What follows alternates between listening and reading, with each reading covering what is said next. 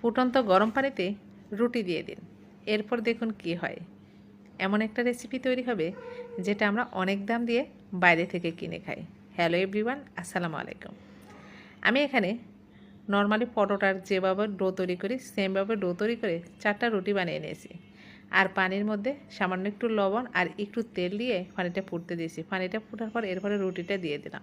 রুটিটা দিয়ে এটাকে 2 মিনিট পরিমাণ সিদ্ধ করব। 2 মিনিট পর রুটিটাকে এভাবে সুন্দর করে তুলে নিয়েছি। তুলে নিয়ে সাথে সাথে ঠান্ডা পানি দিয়ে, মানে যেটা ফ্রিজের ঠান্ডা পানির মধ্যে দিয়ে দিব। এই যে ঠান্ডা পানির মধ্যে রুটিটা দিয়ে দিচ্ছি, যাতে করে সাথে সাথে রুটির যে গরমের তাপটা আছে সেটা চলে যায় আর ঠান্ডা হয়ে যায়। এরপরে রুটিটাকে পানি থেকে তুলে নেব। পানিটা ঝরিয়ে একটা ছাঁকনিতে রেখে দেবো, পানিটা যাতে ঝরে যায়। এই যে সবগুলো রুটি আমি তুলে নিচ্ছি। চাইলে আপনারা এটা কম বেশি করতে পারেন, তবে 4টা রুটিতে কিন্তু অনেকগুলো হয়, যেটা 4-5 জনে খাওয়া যাবে। এরপরে রুটিতে এমনি ঠান্ডা হয়ে গেছে, পানিটা একটু ঝরিয়ে এনে তারপরে রুটিটাকে এভাবে ভাঁজ করে আমি এভাবে চাউমিন কেটে নিচ্ছি। তো চাউমিন কিন্তু রেস্টুরেন্টে খেতে গেলে অনেক দাম, আবার প্যাকেট কিনে এনে রান্না করতে গেলেও প্যাকেটেরও অনেক দাম। বাসায় চাইলে আপনারা এভাবে রুটি দিয়ে খুব সহজে চাউমিন তৈরি করতে পারেন। তো এই যে চাউমিন তৈরি করে ফেলছি। এভাবে সবগুলো রুটিকে আমি কেটে নেব। এবার চুলায় চলে আসলাম, তেল দিয়ে দিলাম একটা প্যানের মধ্যে, পেঁয়াজ কুচি কাঁচামরিচ কুচি দিয়ে দিলাম। এটাকে একটু ভেজে নেব। এ পর্যায়ে সবাই কমেন্ট করতে থাকেন কে কোথা থেকে আমার ভিডিওটি দেখছেন, যাতে করে পরবর্তীতে আপনাদেরকে ধন্যবাদ জানাতে পারি। এবার হচ্ছে টমেটো দিয়ে দিলাম আর গাজর দিয়ে দিলাম।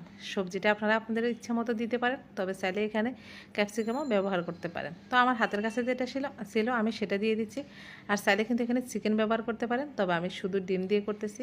চিকেন দিয়ে করলে তো আরও বেশি মজা হবে খেতে। স্বাদ মতো লবণ দিয়েছি, 1 চা চামচ চাট মশলা দিয়েছি, আর 1/2 চা চামচ মরিচ গুঁড়ো দিয়ে দিচ্ছি। এবার এটাকে নেড়ে চেড়ে একটু ভেজে নিয়ে এক সাইডে নিয়ে এভাবে দুটো ডিম দিয়ে দিচ্ছি।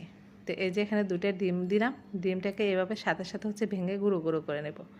তো এই যে এটাকে ভেঙে গুঁড়ো গুঁড়ো করে নিচ্ছি, তারপর হচ্ছে মিশিয়ে নেব।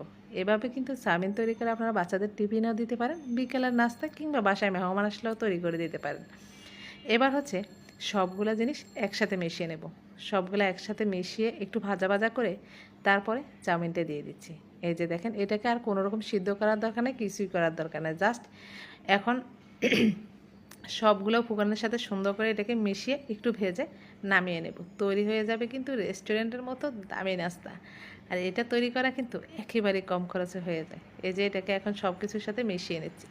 স্বাদটা বাড়ানোর জন্য একটু টমেটো সস দিয়ে দিচ্ছি। টমেটো সস দিয়ে দিলে কিন্তু এই ধরনের নাস্তাগুলো খেতে বেশি ভালো লাগে। নুডলস বলেন, চাউমিন বলেন, খুব বেশি মজা হয়। তো এই যে এটাকে ভেজে নিচ্ছি। আর চিকেন দিলে তো